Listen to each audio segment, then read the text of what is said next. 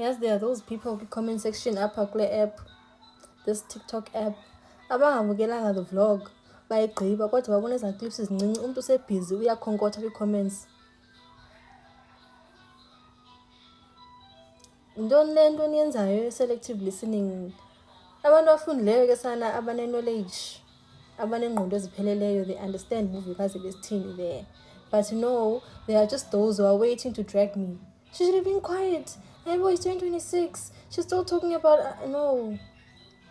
Akomntu ndimfuna back futhi there's nothing that I said bandifuna back anyone. I was just doing a Q&A. Go and watch the full vlog so that you understand what I was trying to say. Not le nto yenu nimenirete nifuna uba ngabantu abamiserable. Hi bazala bamzitho, welcome to Umkosi Nomagatsheni. I am uMagatsheni, umkosi wethu wanamhlanje bazala bam. It's about uVuyokazi, guys. I think uVuyokazi at hard fall. She is tired ngabantu who they think they have a right yokuthi whenever they wanna bully her nje bafuna bazompulisha the way they want, guys. So guys, this year 2026 I think is the year ukuthi uVuyokazi uzozimela, because first she did that Q&A and she did answer all the questions, even the questions that a lot of people they had, no one has ever answered them. But then she decided to answer those questions. Official was so happy, mina guys. Ayikho into engiqaphisa njengokuthi umuntu athi, guys, ask me anything then I'll answer. Chiki mase sibuza ama question and you know musizobuzana. Then when futhi uzothi I don't want to talk about that, please don't me ask that. You said answer the question, ask any question, I'll answer. Chiki when I was the very same person who says Puze, you are the very same person who has ukuphendula njani ngoku. But Uvuyokazi answered all the questions abantu bewabuza, especially the questions that a lot of us wanted answers. Obvious, we wanted to know about the co-parenting, whether they are co-parenting or she is a single parent. She said she's a single parent.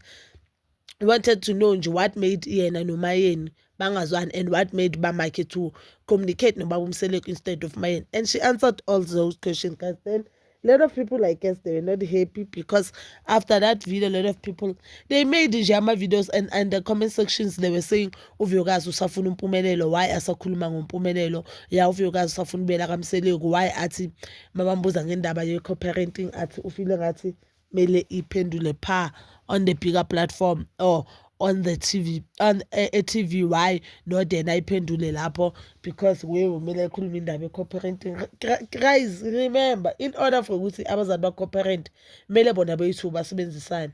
And I've never seen you guys asking uMpumelelo ukuthi why angawondli ingane zakhe, but I've seen you comments asking uVuyokazi ukuthi why ingane zingayi eMzumbe. Why don't you ask abantu baseMzumbe ukuthi why bangalandi ingane?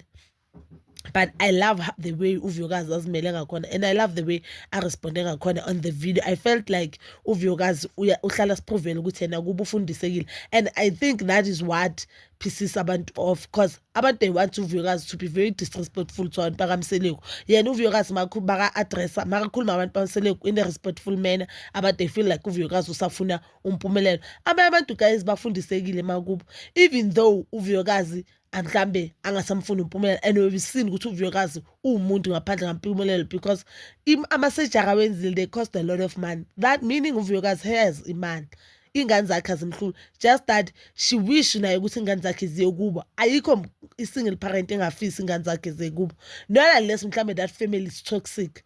But if you feel as if like kune nje ubaba akasapoti ingane just because he doesn't want to, not just because mhlambe kuye kwaba nezimpi ezinzima kabi, or you feel like la family ayinamthetho, la family mhlambe ikhaya labantu abagangayo, you feel like umntana wakho uzoba exposed to that things.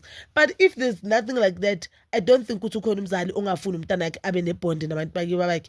I don't think ukhona umzali ofuna umntana wakhe akhule, especially uma unomntana omfana akhulanga nababa, because you know the role, the importance of ubaba empilweni zengane zethu.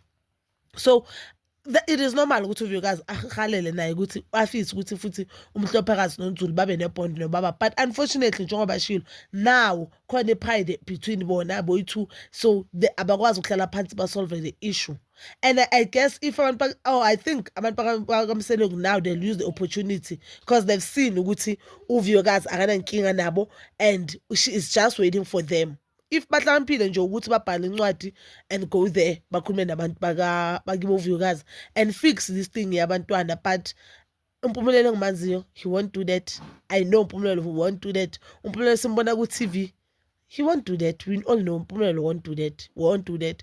Akayiboni inkinga nje yena ukuthi ingane zakhe zikhule zingananto, and that means that is how he roll, because nalokhu acabana notirelo azangavumi ukondla ingane. That means you feel as if ingane idlala ikhulela khona. But bazali bami, you can comment down below your thoughts, and please don't forget to like, subscribe, share, and hit that notification button.